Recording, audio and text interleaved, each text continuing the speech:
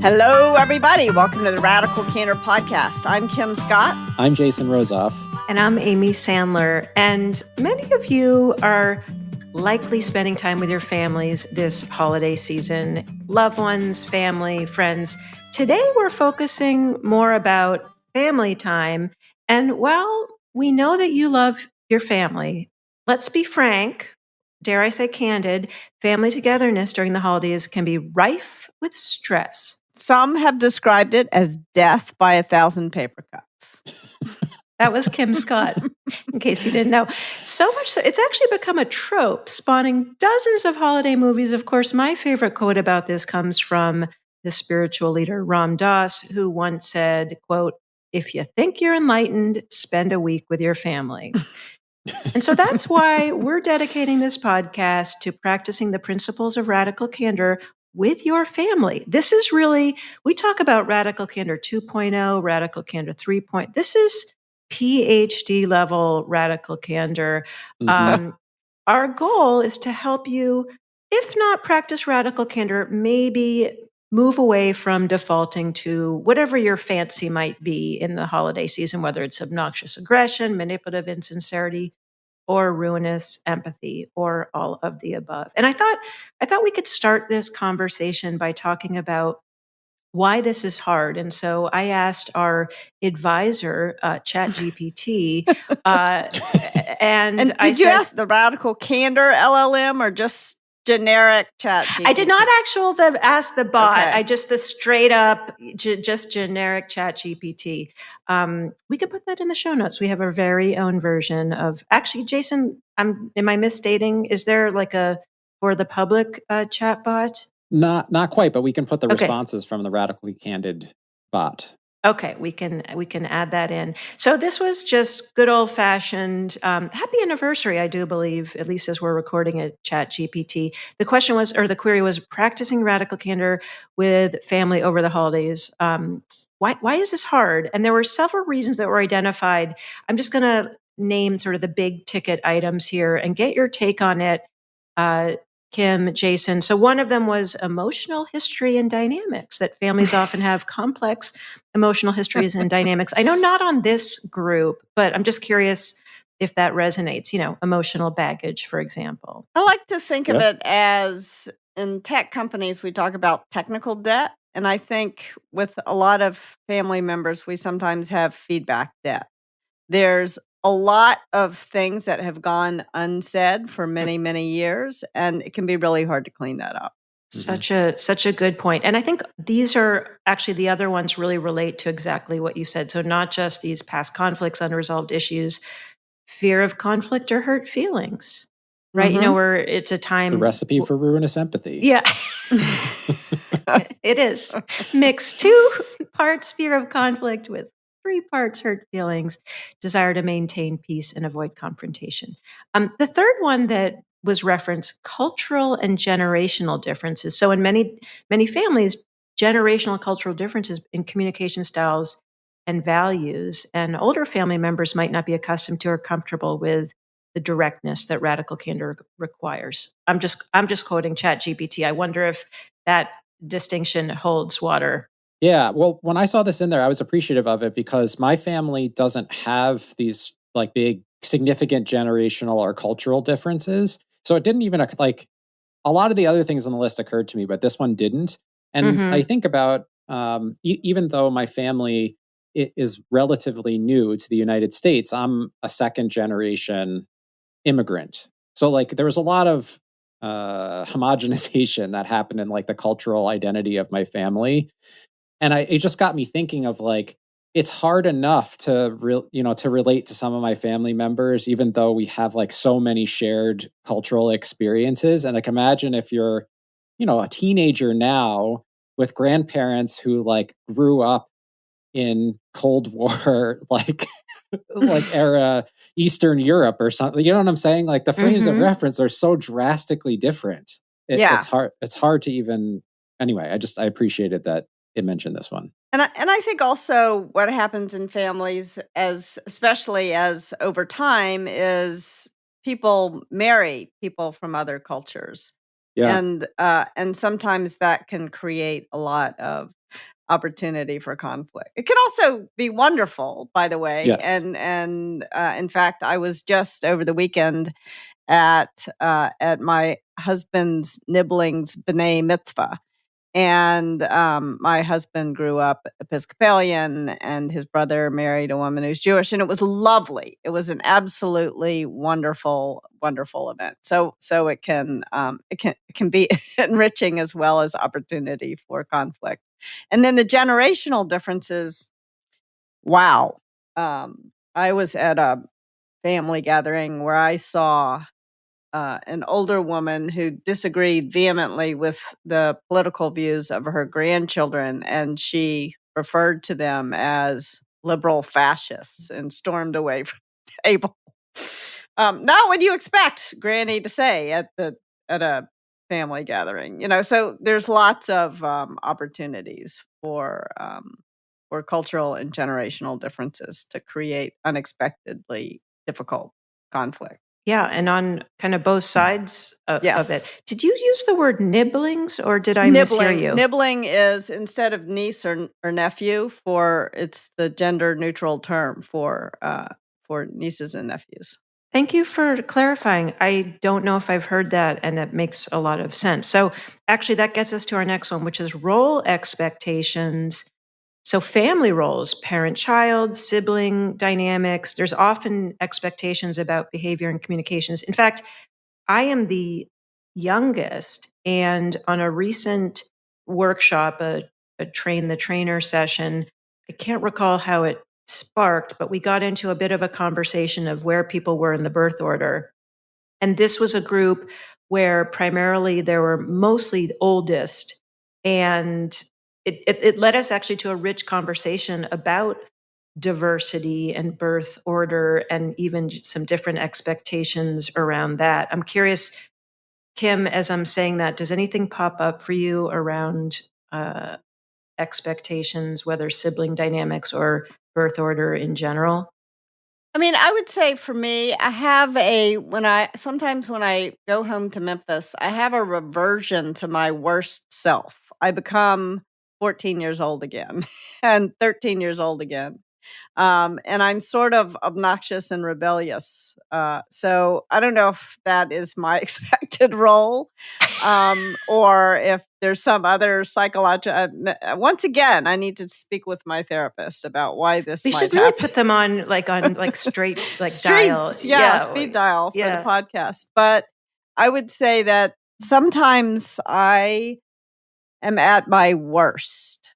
I don't always bring my, I guess we get in the habit of that in childhood. Like, you go to school and you're trying to be on your best behavior, and then you can let your guard down when you come home and be at your worst behavior because it's safe. I guess that's why. I don't know. But I don't know. I don't know if other people are at their worst, behave their worst. Oh, we're all perfect, Kim. It's just you. It's just me. Yeah. Uh-huh. I told Kim recently that Jillian made an observation. I don't know if this is me being at my worst, but I definitely I have a set of behaviors that are specific for me with my family, which is I have this sort of it's not that I'm disengaged precisely, but she describes it as like, when you're around your family, you can tell, like she can tell that I've like turned the volume down on the ambient conversations that are happening around me. And so she's like, I know you're listening, but you're not like. Jason, was there a story about being in a car and getting directions as an example? We were talking about this on the podcast, and I'm glad you brought it up again, though, Jason, because when you said that, I was like, how can I learn to turn the noise down? Because I tend to turn the volume up, and I think everybody would be better off if I could turn it down. It's really vexing. What I think a couple of years ago, maybe a decade ago now, I think I realized that one of the worst version of myself, if I go back to like my late teens and early 20s, was I was like an intellectual snob, and I was always looking for. I loved getting into like arguments about things. I just loved like debating things and getting into arguments about things. And I wanted, I think partially because I just wanted to prove how smart I was. And I like grew out of that professionally, but I struggled to leave it behind in my family. Like it stuck with me much longer in my family dynamic than and what I realized was like my family has a habit, like they like to push buttons. Like it's a thing that they do. They like to they like to leave bait, like conversational, argumentative bait in the discussion. And so it'll be like a totally normal conversation, and then my mom will throw in something about, fetal heartbeats or something. You know what I'm saying? Like there'll be like an offhanded Is this comment. usually politically oriented or other forms of bait? She doesn't think of it that way, but it's like it feels like it's intentionally designed to like create a disagreement. And what I realized is like I was always taking it. Like I had this like the worst version of myself is like I was always taking the bait. I was always like latching onto each thing. And what I learned was that my family, that it's not just my mom. I was giving an example of my mom, but like my brother does this. My dad does this to some degree or another. Like it's clearly like a familial trait, like a cultural, a hyper local cultural tradition. And I realized like it made everything really tense. Like it always, because it like my family enjoys an argument or a debate. And I realized that I was often the one who was escalating it. Meaning, like, if I let the comment slide, there wasn't a lot of juice left in you know what I'm saying? It wasn't, but if I picked it up, I think partially because I'm the oldest, like maybe like family relationship stuff. If I picked it up, then like everybody would get involved to some degree or another. And I actually think I learned some of this from Nora, my sister, because she is always so sort of level-headed. And I noticed that like, even though we were having these sort of raucous arguments, Nora was like having a pretty good time. And I was like, what is Nora's secret? So I started to observe. And what I realized was that question we all ask.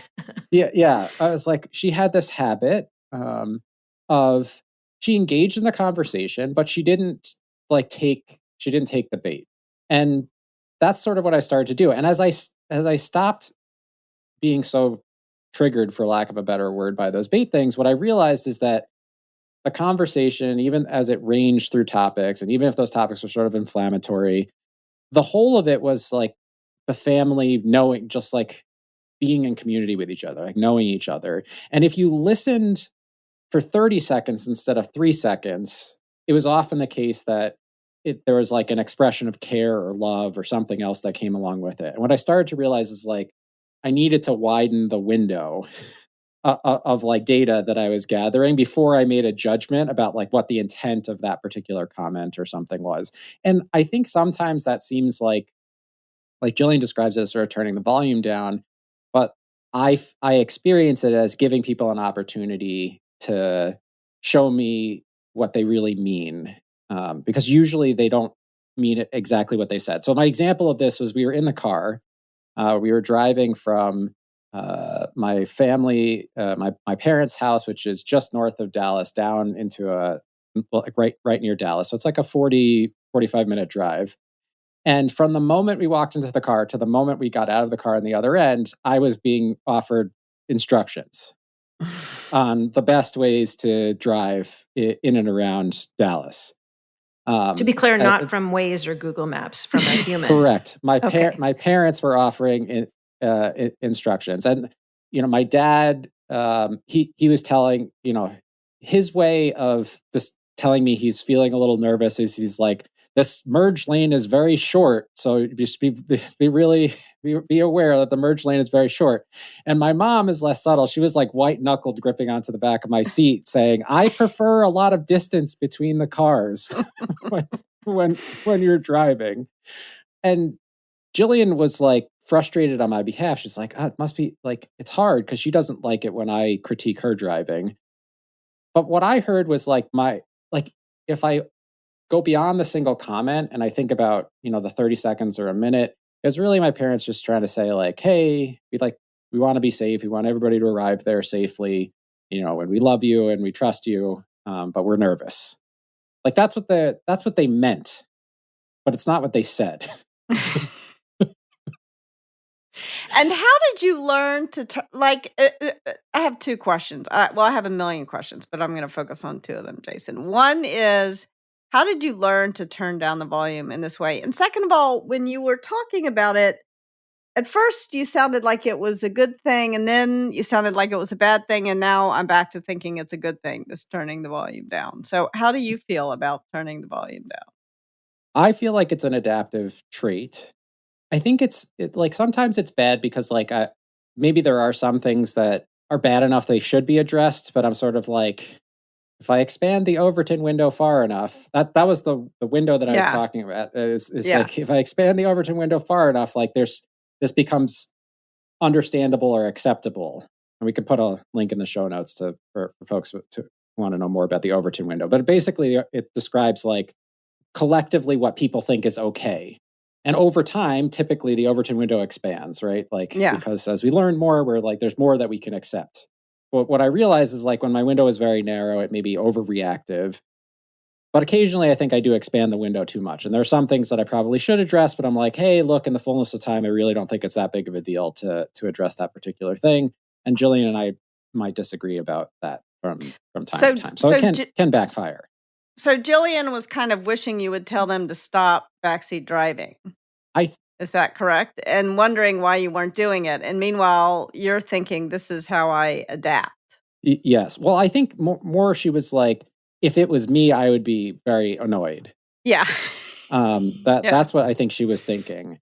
So in this case, I think she was like, oh, that was like, it was good that you didn't react to that. And got it. In other cases, she was like, maybe you should have reacted to that. Yeah. And it's so hard to know. Like my version of your story, where I did get it right, I think, or at least didn't react like my worst self.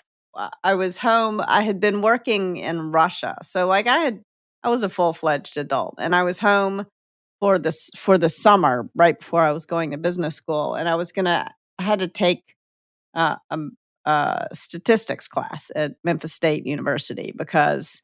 Or University of Memphis, it's now called, because I had not taken any math in college, and I was going to ride my bike from my parents' house where I was staying to the university, which was a mile and a half away. It was close, and I got up in the morning and I was eating breakfast, and all of a sudden my father comes charging down the stairs. I mean, running full speed, like the house is on fire. I said, what is wrong? And he said, don't forget to look both ways before you cross the street. I was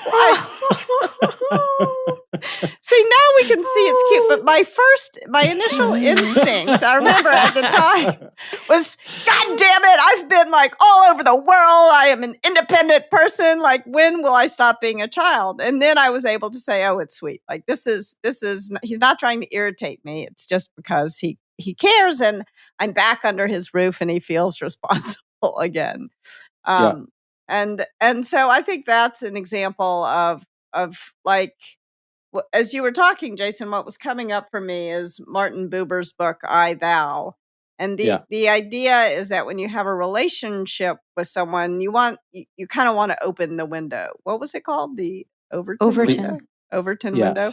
You want to open the window up so that even though there are, if you think about a relationship with a tree instead of a person, and let's imagine there's this big tree, and you want to see the whole tree rather than noticing just the one branch on the tree that maybe is dead or needs pruning, or classifying. There's all kinds of different ways but at some point you want to sort of take a step back and like allow yourself to experience the whole tree and all the miracles of the whole tree and all the things you can see and all the things you cannot see. And I think that is a really helpful way to think about family. Yeah. One of the habits that my mom is in is she gives advice. And I think maybe it's being a teacher. I don't know, but she likes to give advice. And for a long time, I found it very frustrating. Other people find it very frustrating. She received the criticism many times, like, like, we don't want your advice. like don't give it to us on various things. And she'll tell you, like, if you were to get into a conversation with her about it, but that she she really can't help herself. She's tried. It's just not something that she can easily change about herself. And she does it because she cares. Yeah. And I have learned those conversations, even though sometimes I like disagree with what she's saying, like I always appreciate them now because I know this is like my mom taking the time to show me how much she cares about me by thinking about my problems. Now, I have gotten better about being able to accept the like show of love without feeling obligated to follow the advice. Like I think that's the hard part. If you have a dynamic with, especially with a parent, where it's like, not only am I giving you this advice, but if you don't follow it, then there's like some punitive measures that will be that will be implemented. But that's definitely not that's not her. So I think like I know, and the upside of it is that if I do need advice, I know that I can always call my mom and ask her, and she'll like take me very seriously. And and what I realized is that a lot of people don't have that relationship with a parent. And it's actually really nice, especially as you get older, because like, life's complicated and multiple perspectives are almost always helpful. And having someone that you could sort of call day or night and they'll pick up the phone and like have a real conversation with you is a gift. And so I take the good with the bad. Sometimes it's frustrating to get the unsolicited version of that, but like to have the opportunity to solicit it and to have a real conversation with both my parents, I really value it. I think that is really important and so well said, because I think this often happens between parents and children, is that the parents, because they love their children so much. I mean, and now I'm on both sides of this. Between, like, when my kids have a problem, I do leap into, I want to solve the problem because I can. And when my children are sad about something, it is really difficult for me to be present with their sorrow because I don't want them to be sad, And I think, that, in fact, one of my favorite books of all time is called Everything is Illuminated. And that's a big theme of that book, is his parents cannot bear that he is sad. And there's what to be sad about. And I think that is really, and I think if we go back to Chat GPT's assessment of emotional history, of generational differences, I have found between generations it's very hard for the older generation to see a younger generation in pain and allow, and it's also the older generation tends to want to protect the younger generation from the pain they themselves experienced or from mistakes that they themselves have made. And I think that can really get in the way of good communication. But I think, Jason, what you were saying about being able to accept this advice, even advice you have no intention of taking, but accepting it as a gift, like thinking of it as you were talking, I was thinking of it like maybe it's a sweater that, I mean, how many times does somebody get a sweater they're not going to wear at the holidays or something? You can say thank you, but that doesn't mean you have to wear the sweater. Yeah, you certainly don't have to wear it every day.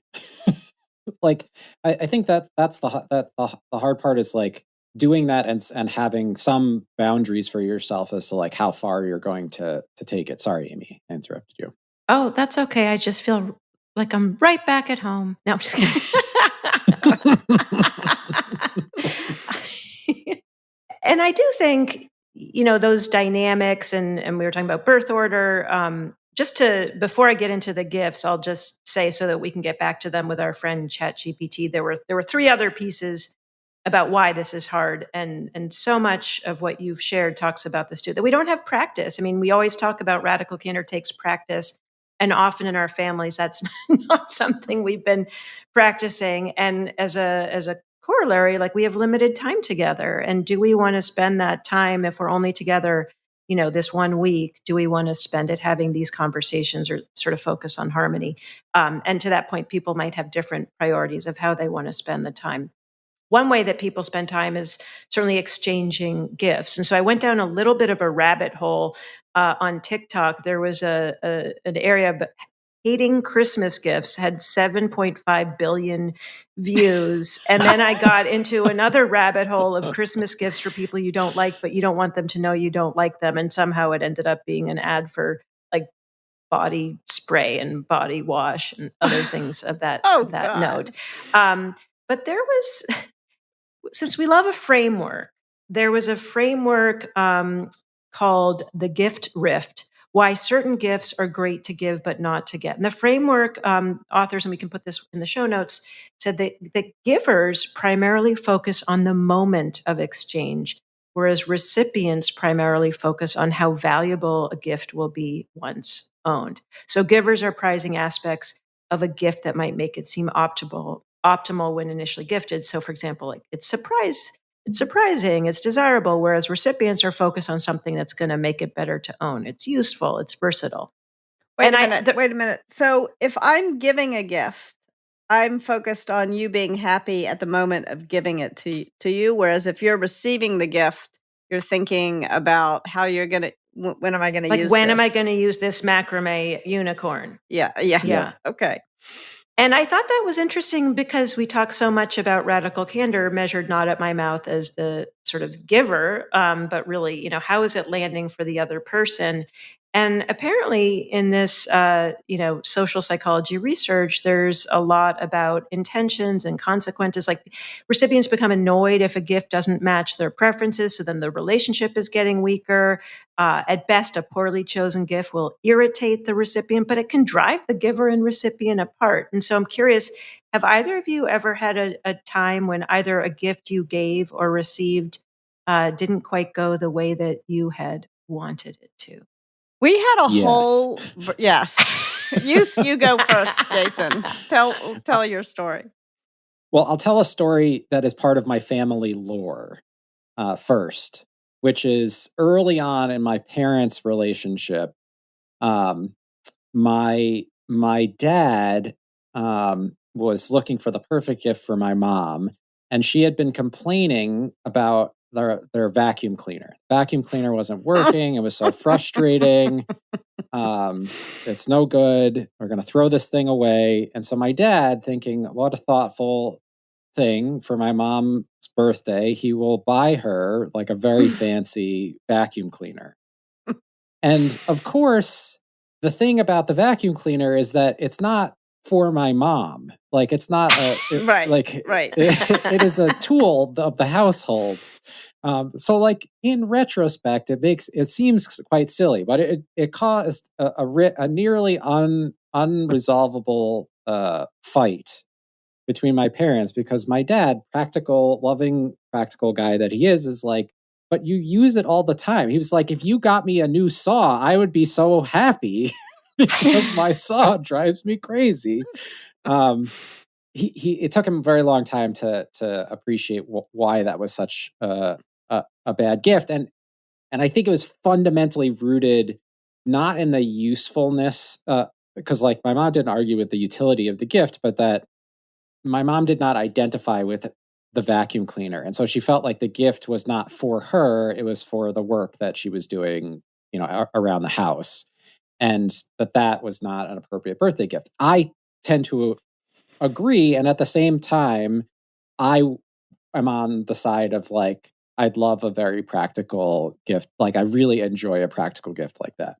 I will say, here's why I was laughing when I heard the story, Jason. What jumped to mind, which may not be the case for your mother, but if I received a vacuum cleaner, the reason I would hate it is because I hate to vacuum. Like, don't give me something that is going to help me do something I hate to do more. Yeah, pay for someone else to come vacuum, and I'll be very happy. But do not give me an expensive vacuum cleaner. I think that's closer to that is pretty accurate. I also think that it was like, again, not only was it helping my mom do something that she didn't love to do, my mom just felt like my dad wasn't thinking of her. Like I think that's really what it boils down to. Mm-hmm. Yeah. Kim, I think you had a story. Yeah. Well, so I will shortly after Andy and I got married, for his birthday, a friend of mine and I were at the garden store, and Andy has exactly zero interest in that is my domain. He does not want to be bothered with anything that has anything outside is my job. And I decided, this was before I quite understood that, and we decided to get him an herb garden for his birthday. And Nailed it. he was like, "This is a gift for you. This is not a gift for me, Kim." And he was exactly right. So yes, I have screwed up giving a gift. Luckily, it didn't destroy our marriage or anything. But I learned. And I was glad that he told me that. Like, he didn't. He wasn't. He said thank you, but he also told me how he really felt. And I think in the case of a really close, like in the case of a spouse, certainly it's important to let the person know that you didn't like the gift. So I'm very glad he told me. I will say, in terms of what you were reading, Amy, what was coming to mind for me is when I was at Google, instead of Secret Santa after the holidays, we had a party where everybody would bring from the holidays White a elephant. gift. It was called, no, it was not a white elephant. It was called the gift that was, gee, I wish you were a different person. And so everybody would get something like this. And when they would show it, like everyone, and this is work, like we didn't know each other. We were, presumably their families know them better, but they were like, how could your family have given you this? We wish you were a different person. I wish you were a different person. And this was very cathartic. And there was always someone else on the team who was thrilled to get that. Who is that person? Yeah. Well, look, like I would get some like frilly thing. And everybody would laugh, but there was somebody on the team who was thrilled to. So you could grab the gift, like, well, you're not that person, but I am that person, and I love that gift. And so it was a great swap. And I love funny. that, and I think I didn't go through the however many billion of video content about gifts that people didn't want, but I do think there's some sense of not feeling seen or feeling like there's some message like you should be some person who wants this frilly thing, or you should be this person who likes to garden, or you should be this person who's vacuuming. And so there's something about your intrinsic nature not being seen or appreciated, which we got into in another podcast. Jason, were you wanting to say something more about that? One thing that's coming to mind is that at least the three of us have reasonably good relationships with our family. I think, if your relationship with your family is extraordinarily strained in some way, then gift giving becomes an especially big minefield. Yes. Because I think in an interesting way, the like giving, like what you give and when you give it, often when relationships are strained, we don't interact. We're avoiding each other. We don't interact as much. And so these moments have even more imbued meaning in them because it's one of our few interactions that we have. Yes. And so now you've taken a thing which is very difficult, which is giving a good gift is difficult. And you put all this extra pressure on it. I think that happens a lot at the holidays. Like, one of the things, as I was preparing for this episode and just sort of like thinking back on my experience, is one of the hardest parts about the holidays is not even so much about how you want to spend the time, but how few interactions you actually have with the people that you tend to see at these times of the year where, extended family or people from this, a slightly broader social circle are there. And when I was thinking about, not just gift giving, well, I was thinking about, sometimes we like to say, radical candor can be a gift, and it can only be a gift when it is really it's offered in the spirit of helpfulness. And that was like the big question for me, is what constitutes helpful in this situation. And Kim, the reason why your story with Andy, to me, is so heartwarming is because I think his feedback was a gift. He said, look, it baked into it was, we're in this for the long haul. Yeah. I don't want another herb garden when this one dies. Correct. There's something really lovely about that. But if it's your aunt who you see literally once a year or once every other year or whatever, like, what is the best, you know what I'm saying? Like, yeah, we're talking on the team call about like Jell-O molds and casseroles. And if your aunt, makes that special Jell-O mold every year, is that ruinous empathy or is that gratitude? Here's the thing. I have strong feelings about the Jell-O mold. For me, it wasn't. I suspect you would. It wasn't a Jell-O mold. It was spiced peaches. So I don't love spiced peaches, and also, like, I had eaten too much. I had been the meal was beginning to feel. I was beginning to feel like I was a foie gras goose, not a guest at this holiday meal. And yet I forced myself to eat them. And then I had a terrible stomach ache. And then she thought I loved them. So there were more So I think it's really important to be able to say, I'm full. I've had enough. Thank you so much for making this. I am sorry I haven't done it justice, but I'm uncomfortably full. Like, I think that's important. I think it's also important at the holidays, and we've talked about this before, but like, if you don't want to be kissed, you don't have to hug and kiss, like, you don't have to accept, like, I had this great great aunt, and she would come and she wouldn't just kiss you. She would like lick your cheek, like giant wet marks. Wet spot. Yeah. Yeah. Behind. Yep. And I was lectured before family. It was always at Christmas too. I was lectured before Christmas. You cannot wipe. I'm allowed. She has since passed on, so I'm going to say her name. You cannot wipe Aunt Chloe's, spit off your cheek. Like, so not only did you have to accept the spit on your cheek, like, you weren't allowed. You had to like tactfully go to the bathroom before you're allowed to wipe it off. And this meant that I dreaded these family gatherings because, and I talked later to and like, it was not kind to Aunt Chloe not to tell her either. Like, because we all talked about it behind her back, and laughed about it. Like, that was not nice to Aunt Chloe.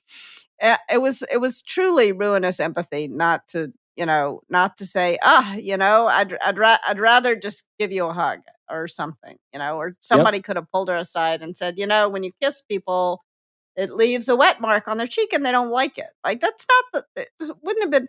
But I remember speaking with my dad about this, and my father was like known for saying whatever was on his mind all the time, anytime, not shy, not holding back. And he looked at me like with real fear in his eyes. And he said, I can't imagine who would have had the courage to say that to Aunt Chloe. I mean, and Aunt Chloe was a 92-year-old, 4'8" woman. That, like, why was everybody so afraid to tell her? I don't know. I think this is, it's bringing me to this place where I'm like, who knows what? And that's why I wrote the book, Radical Candor. Who knows what Aunt Chloe once was, but I was thinking about the gift of like what you give someone who you wish was a different person, like in the spirit of, not measure not at your mouth, but at the other person's ear. I think the hard part is in our heads, we have a perception of who that other person is. And maybe that perception is frozen in time, meaning maybe we had lots of interactions with that person when they were younger, but we've had very few as they've gotten older. And so some of our perceptions of that person are sort of frozen in a previous time. And even then, they weren't very accurate. You know what I'm saying? Like, yeah, the data you have is old. It's not very accurate. You're basing a lot of assumptions on that.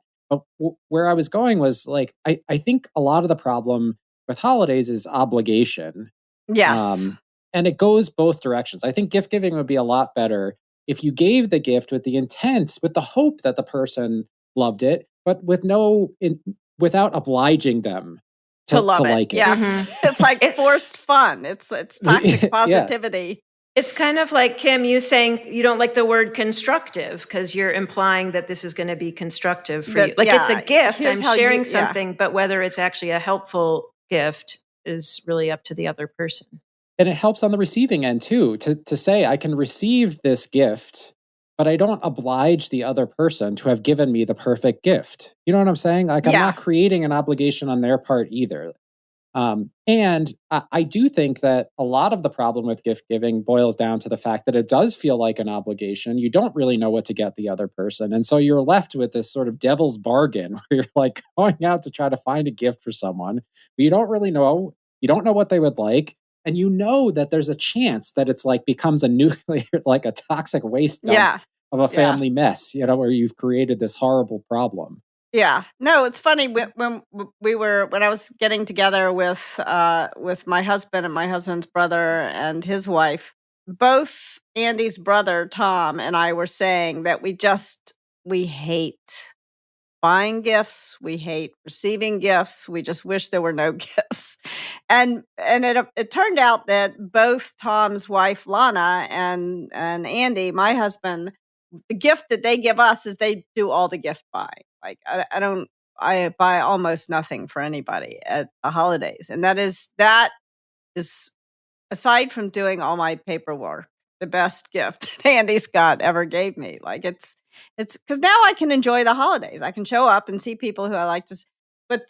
But for me, at least, the stress of buying things, the stress of being grateful for things that were bought for me that I didn't really want, the stress of writing thank you notes, like and one time my mother got this little heron's bunny, which she loved. It's a little porcelain thing, and I broke the ear off it, and I destroyed her gift that she loved. Like I hate gifts. I'll Bah just humbug, confess that. Bah says Kim humbug. Scott. Gifts. But I know that other people loved it. Like I would feel terrible if the gifts were not purchased. So I think number 1,255,000 that I'm grateful to Andy Scott for is dealing with buying most of the holiday gifts. I really feel like there should be a sign up. You should say, I'm a gift person. Like I want to give and receive a gift. And then you should be able to tell someone, hey, these are here's the kinds of things I'm interested in. Like I believe that if we wanted holiday gift giving to be the joyous thing that it's meant to be, we wouldn't shoot from the hip so much. You know what I'm saying? Like that's But can we also sign up to get nothing? Like there was a children's book. Exactly. There's the a best children's gift book. For you. Yes, nothing. And also no obligation to buy anything for you either. I know that sounds horrible. And maybe that's maybe I need to buy things for other people. But I really don't like to receive. Yeah. And then I forget to say thank you. And then I feel like a shitty person. I have all kinds of guilt associated with gifts.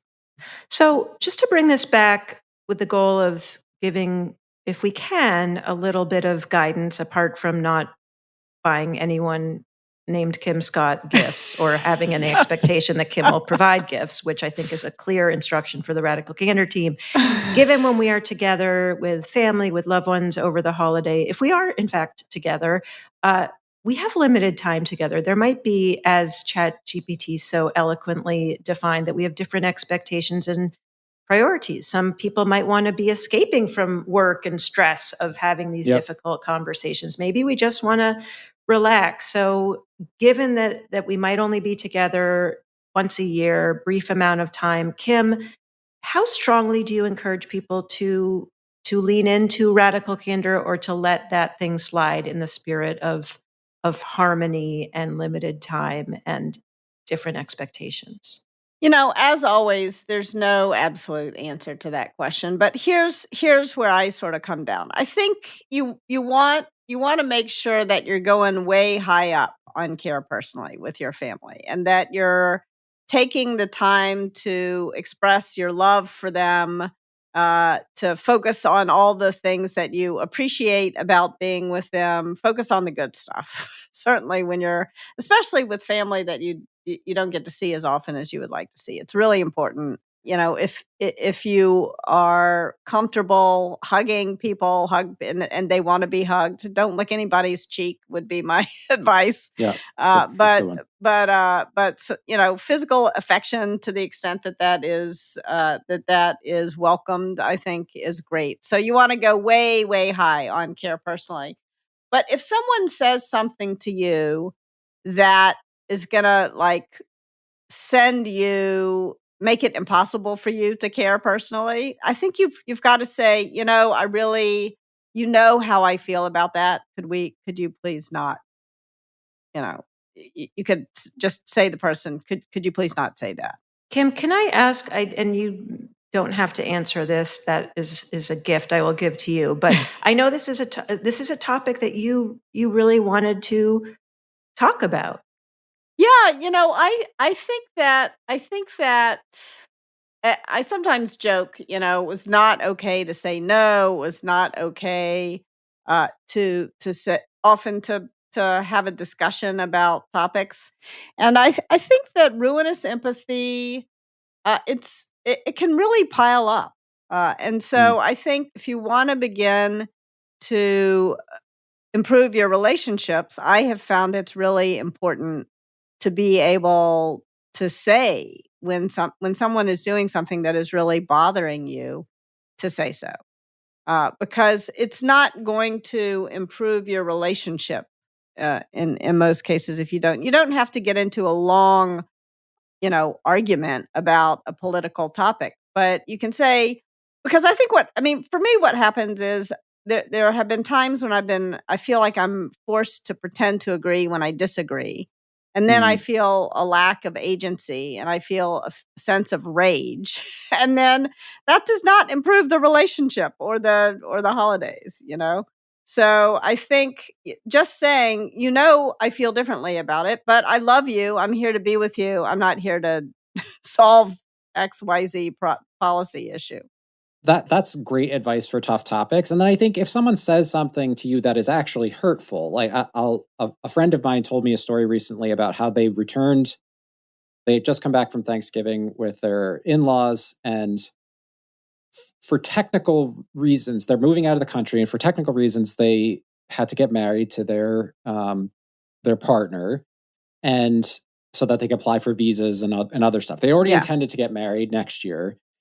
They said, please, don't tell anybody. We want everybody to celebrate our wedding next year, but they're told their parents. And they get to Thanksgiving dinner, and every person that they meet is like, congratulations, you guys, on getting married. The whole family knew what happened. Yeah. My advice was, one, I think it'd be helpful to understand why they decided to tell people, right? Because did they think it was unfair for you to keep it? Not because you're going to accept that, but because I think it's important to understand when someone especially if you have a long-term relationship, when someone does something that's hurtful, it's helpful to understand where they were coming from. But I think you also need to say that was really hurtful. I asked you to do a thing, and I understand you had your reasons for doing it, but I had my reasons for asking. And I'm sad that you chose to do that. I'm feeling hurt that you chose to do that. I think you can address the hurt without turning it into a debate about who's right and who's wrong. You know what I'm saying? I don't think you have to get into the why so much as you can say, that hurt me, and I wish you hadn't done that. Well, and Jason, I think that example is a really good one of a specific thing that happened and a specific impact. And I think the kinds of things that Kim is talking about are these patterns where we may have very different beliefs or values from family members. And so that could devolve into you always say this, or we're sort of in this camp or this other camp. And I think those feel like two different potentially examples where one action happened that felt like went against what I had told you versus you and I have very different beliefs and I love you and you know how I feel about that. I don't think we're going to change each other's minds. Correct. So it's about make it about the specific thing. Don't make it into don't try to have the you always that. Right. That conversation is never going to end in a good place. I think there's another dynamic. I had a therapist who explained this to me, and it was a real revelation. So I'll share it with folks. Maybe it'll help other people as well. But he said and he was talking about himself. He said his kids were home for the holidays and he adores his children. And he said he realized that in the past, if his kids were going to come home for a week, at about day 4, he was starting to dread the moment when they would leave. And so he would pick a fight with them. And I think that sometimes we do this when we're only getting together for a short amount of time. And this is true. So many families are scattered all over not just the country, but the world. And then you get together just for a few days, once or twice a year. And part of the reason why that time can feel so fraught is because it is so short. And so one of the things that I've tried to do is just to appreciate every day that I've got, and that to me was really helpful because I found that was very true. The first few days of a visit were really good. And then the last 3, we were fighting all the time. And I think we were fighting in part to make it okay to leave. And that doesn't make any sense. And yet it does make all the sense in the world at the same time. Yeah. This may be a little morbid for a holiday themed podcast, but I've done the math. I know how old my parents are. Yeah. I know how many times a year I see them. Same thing with my family. I know that, it's highly likely that I might only be in person with my parents another 20 to 40 times. That's high, that there's a high probability of that. And that doesn't mean you don't address issues, but I do think it helps keep things in perspective of if things don't feel good, let's address the things that don't feel good, because as much as we maybe don't have the time to practice that we would we also don't have time to waste. So let's make it as good as we possibly can. I think if you go into it that attitude, it helps you move up on care personally automatically. And it helps you figure out where that line is of can I address a thing and sort of that's likely to repeat, or can I let a thing slide because it's not that big of a deal? While we're on that topic, Kim, I do want to share some gratitude for you and the Radical Candor framework. We are coming up on the 3rd anniversary of my dad's passing from Alzheimer's. And when we started going through that process as a family, and I share this, like Jason, what you just shared, if it's helpful for people, to have the shared language of radical candor, of care personally and challenge directly, and even to be able to use some humor, oh, I know you think that's radical candor, but that's actually obnoxious aggression, et cetera. We all had that as a shared language. And, when I was reflecting on this podcast, I was thinking, gosh, we ended up even closer as a family unit, siblings and mom and brothers-in-law and nibblings, if I can take that on. And I think a lot of it was because we did nip any issues in the bud, and not only in how we were talking with each other, but also with all of the different professionals that we had to talk to in healthcare and hospitals and all of that. And to have that model, it just gave us this shared language during such a difficult time that was kind of like a life raft in many ways of how to help navigate it. So it was, it doesn't make the situation easier, but to have a model for how we can talk about it and how we can actually collaborate and work together. Because, usually a family isn't necessarily on a project, but this in some ways was a project that was the most important project of our lives. And the fact that we came through it closer, I know my dad would have been proud. And so thank you, Kim. Well, your father is an incredible man, and the service was really. I got to go over Zoom, and it was really. I admired the way your family came together. So I'm thrilled that Radical Candor was even a little part of that. It was really a big part of it. So thank you. And gifts. It is our gift to you to give you the Radical Candor checklist. And our intention is that you can use these tips to actually put it into practice. But if these tips don't work and if it's not helpful, You can exchange them. You can re-gift the podcast. You're under no obligation whatsoever. Kim. All right. Tip number 1. Let the person, if you're giving a gift, let the person that you gave the gift know that it's really, really okay not to like it. They can exchange it. They can re-gift it. Like, you're giving this to them because you care about them, not because you're insisting that they love it. And if you receive a gift that maybe you don't love, if you get a sweater that you don't like, don't feel like you have to wear it, or else you will get another one next year. And it might not be orange or purple. Tip number 2, when it comes to time together with family over the holidays, focus on care and feel empowered to say, let's say you're having a disagreement, especially about an area where you and your family members see things differently. Feel empowered to say that you do love them and you know that you see things differently, and we can agree to disagree. Can I offer tip number 2.5? Please. This one is going out there to all the folks who are not getting together with family at the holidays, which I know can also be hard in a different way. I remember when I was, I don't know, I guess I was 37, and I was sort of bemoaning my single state to a friend of mine who was married. And she said, well, Kim, marriage is hard too. And so if you're feeling bereft at not getting together with your family for the holidays, we wish you lots of love. And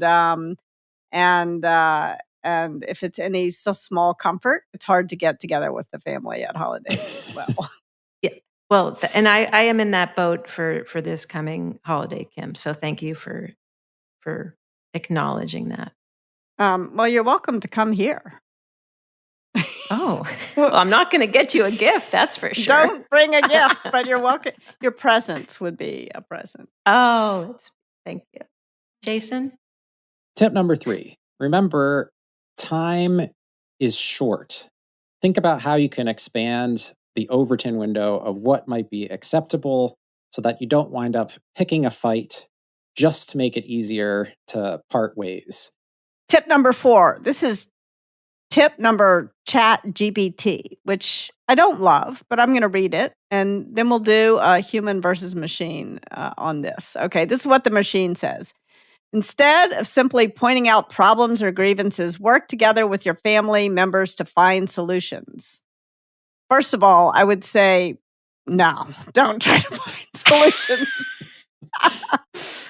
Show you care, share how you feel, but very often the problems that are arising are insoluble ones, and you have to just be present with them. At least that's I don't know. What do you all think about solutions with family? We've talked briefly in previous podcasts about this idea of solving it twice, where like the first solve is like the immediate fix, the Band-Aid. And the second solve is the long-term fix. The problem with the holidays is you only have time for the first one. So if you go into it trying to do the long-term fix, the second solution, you're going to be very disappointed. So I would agree with you. Yeah. Well, let me add, Kim, ChatGPT also said, for instance, you might say, I've been thinking about how we can improve our communication. I'd love to hear your thoughts on how we can make things better for both of us. Yes, no, better, worse. I've tried that and it did not work. What I would say about that is like, I think it really depends on your relationship. If this is someone who you see or talk to on a regular basis outside of the holidays, I think something like that could work. But if it's someone you're not going to talk to again for another year or whatever, then I think it's a really hard sell. I was told to be more polite when I asked a version of this question, which meant agree with me about everything, and that just wasn't going to work for me. It didn't. It was so. I think that what I've tried to do anyway is when something is said that it upsets me or is offensive, or I say, look, I'm here because I love you, and this is not a topic where that's going to be productive for us to talk about. For more tips, you can go to radicalcandor.com/resources. If you know someone who loves Radical Candor, and that someone might be you, go ahead, go to radicalcandor.com/shop, SHOP, for our selection of gifts. Kim, I do believe you have some radically candid ornaments. Yeah, if you have a Festivus pole or some sort of Christmas tree that you want to hang an ornament on, there's a Radical Candor ornament. We'll put some pictures of them. Even if you just have a lonely coat hook in your house, Yeah, you and can- you're thinking, you can put wouldn't it it there." be festive to put a Radical Candor ornament on it? It has got the logo and the 2x2 right on there. Maybe you put it near the entrance to your house, so that when people come over, they see it's it. like mistletoe. You could put it right over. There's also Or you lots of non-ornament gifts. Yes, That's there's true. also That's there's hoodies, Thank you, there's Brandy. t-shirts, there's mugs. Any way you like it. Show notes, go over to radicalcandor.com/podcast. Praise in public and private, and criticize in private. So if you like what you hear, please do rate and review us wherever you're listening. That is a gift we all would appreciate. Kim, can I speak for you as well? Would you Yes. appreciate that gift? Yes, Okay. I love the gift of criticism. I really do genuinely. Oh, I was talking love about it. the gift of praising on our podcast, but sure, we can I get. thought you were going to criticize me in private. That's what I really want, is your criticism. Send it on podcast@radicalcandor.com. That is criticizing in private. Well, any final thoughts as we head into the holiday? I wish everyone love and joy, and my own personal tip for the holidays is make sure that you have your own automobile and can drive away if you need a few minutes to take it. Mm-hmm. Or just an Uber or a cab. Yes, right? whatever. It was very important for me. Always. Roll. Yes. Whatever you feel do. free to- also recommend staying at a hotel or an Airbnb. I Yes. never stay with my family. Yeah, your own place. Yeah, little bit of sort of care personally for yourself goes a long way at the holidays. Well, I will say before we close that this podcast is truly one of the greatest gifts of my day-to-day experience at Radical Candor. So thank you for being a part of it. And Nick, thank you for joining the team this year. Thank you so much for having me. I absolutely love working on this show and working with you guys and getting to know you. It has absolutely been my pleasure, and I look forward to next year and beyond. Thank you all. Thank you all. I was thinking the same thing, Amy. I was listening to the podcast and thinking how much I enjoyed these conversations. And thanks to all of you all who are listening. Yeah, Yes. otherwise we'd just be talking amongst ourselves. And All right. Goodbye. Well, bye for now. The Radical Candor podcast is based on the book Radical Candor, Be a Kick-Ass Boss Without Losing Your Humanity by Kim Scott. Episodes are written and produced by Brandy Neal with script editing by me, Amy Sandler. The show features Radical Candor co-founders Kim Scott and Jason Rosoff and is hosted by me, still Amy Sandler. Nick Carissimi is our audio engineer. The Radical Candor podcast theme music was composed by Cliff Goldmacher. Follow us on LinkedIn, Radical Candor the company, and visit us at radicalcandor.com.